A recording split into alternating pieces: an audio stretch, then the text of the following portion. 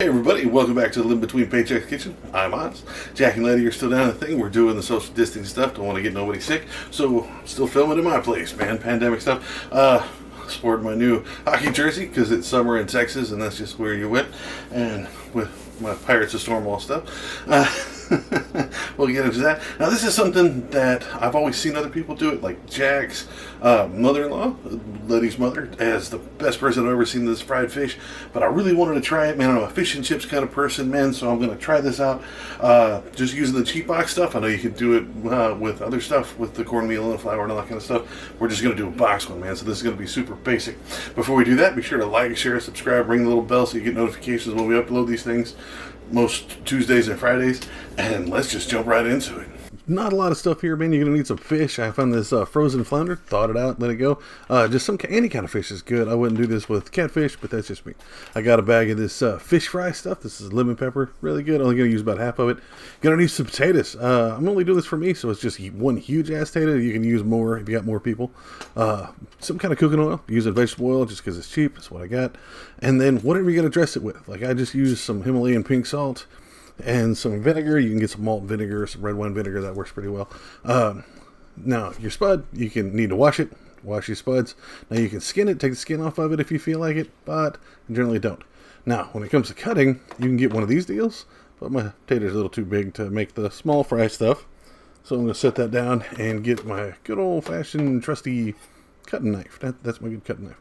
Now, just cut these into strips, man. It doesn't have to be beautiful. It doesn't have to be perfect. Easiest way to do it is cut it in half, right? That way you don't have to worry about it wobbling and falling off. And then just make some skinny cuts across here, right? Now, if you want, like, steak fries, like the big planks of potato, you can just cut it up with just single strips right here, and you get this, a single plank. Works perfect. Works fine. Nobody judges nobody. I prefer the skinnier ones, or the long, skinnier ones. Make me think of McDonald's back in the day. Apparently, they had really big fries back in the day. So once you get these cut, go ahead and take those rounded edges off the top and bottom, where you've been cutting those down. These pieces right here, take those off, and then you can lay them down and cut all the rest together, or single like this. And cut it, put your wrist on it, and then you get this piece. Like, hey, that's a big old serious fry, man, like a man fry. Or you can cut it down and make it smaller to these little pieces that'll cook real hard, and the ones that your girlfriend always steals when you're trying to save them for later. And you just stack them up, cut them from one end to the other, and you cut them all this way. But if you take those rounded ends off, it makes it so much easier to do this. Get these fries here, do the whole thing, get them in a plate, set them aside. Now, I don't, like, batter my fries. Like, I've seen some people that roll them in flour before they cook them, but that just makes them stick too much. So get you a decent-sized skillet. I got my big one out here. You want enough to cover the fries with the oil, but float them a little bit where they're not just sitting on the bottom, okay? Usually it's about 3/4 cup to 1 cup of oil, depending on the depth of your skillet, man. You got a big skillet, it's going to take more. You got a smaller one, it's going to take less. Go ahead and put it about medium to medium high. You want it pretty high. Now, once it's been sitting there, it took me about 2 minutes.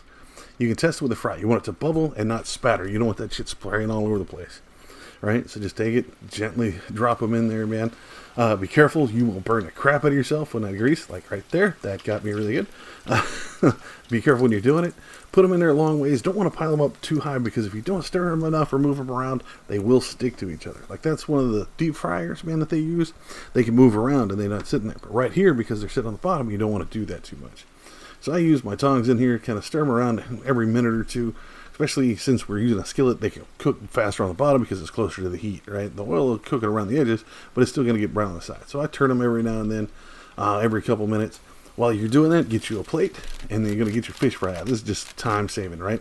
You're only going to use about half of this bag because it's just, I think I did 6 fillets out of this. It's enough for me for a week.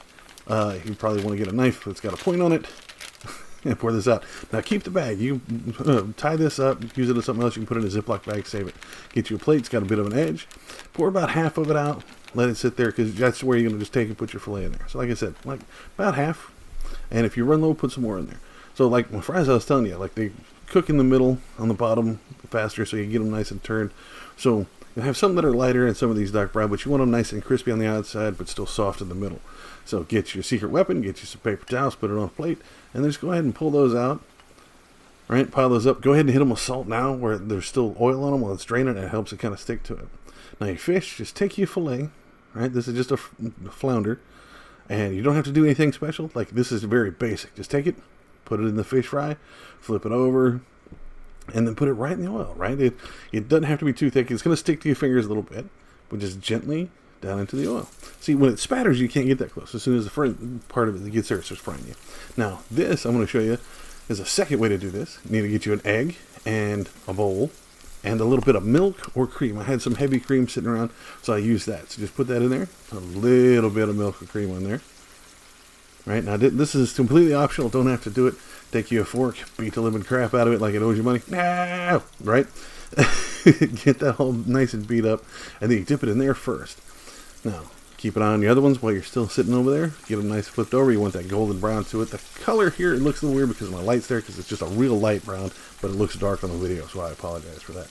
So, once you're getting that way, you got to play it. Get your bowl, right? It's got your mix in it with your egg and milk or cream thing in here. Just run it through there, make sure it's wet from one end to the other, and then just put it right back in the fish fry, just like you're talking about. Like, you can do this once, or you can do it again. Like, when you're done here, take it and put it back in the, careful, it's slippery. And once you get it coated once, set it to the side, do the other one, and then put it right back in that mixture, the oil and milk, and then put it back in there. It'll be like a thicker crust on it. It's like the extra crispy type kind of stuff on there, right? So, now, if you're seeing these, like, it's getting that nice brown cooked all over. Usually takes about 4 to 5 minutes, depending on your heat, and apparently your altitude is something that contributes to that. But once it gets in there, again, paper plate, or plate with paper towels on it, and let it just sit over there and drain. Now, this other one that's in there, those are the two that we pulled out that just had the straight stuff on it. Now, this is the one that was in there twice. That bit in there, you can see it's a little thicker crust on there, a little brown, and tip of it broke off. So we went ahead and put that in there. Again, 4, maybe 5 minutes, even with just the thicker crust on it. You can see that it's a dark brown color. Just pull those off, let those drain. And once you get that done, man, hit them with that salt, right? Just while the oil's still on them and they're still warm, hit the salt. It helps it stick to it. It gives it like that adhesive quality. And then you can dress it with whatever. Like, I hit mine with a little bit of vinegar. I don't have a lot of malt vinegar, but I'll use the red wine stuff, or I'll dress it with this lemon, dill, and caper sauce. I really like that. A lot of people like the horseradish or the tartar sauce, man, or the chili sauce. Do your thing. But this made enough to feed at least 3 people or one fat guy for at least 5 days, and it costs less than $8, man. This is great. So there you have it, man. Very basic, very simple. Fish and chips for at the house, man. Simple fried fish, simple potatoes. Like I said, you can always go back to other fried stuff and see how we can double dip and how to keep going the better. So if you want it a little thicker, I prefer it thinner on this kind of stuff. Let us know if you do it different, man. If you want to try it, want us to try it some other way. If you tried it like this, man, send us pictures. Let us know, man. We're really interested in who cooks this kind of stuff, who gets along with it. And again, I apologize for cooking in my own kitchen instead of the set, but it's what we got with COVID, so everybody stay safe, okay? Until next time, I guess we upload on Tuesdays and Fridays. You can always find us here on YouTube at Living Between Paychecks Kitchen. But you can also find us on Instagram at Living Between, or on Facebook, Pinterest, and Patreon. If you want to give us a shout out there, you can find us over at Living Between Paychecks Kitchen there. If the shout out to all our patrons who really helps us out with this stuff, thank you very much. We do have some big stuff coming up the pipeline.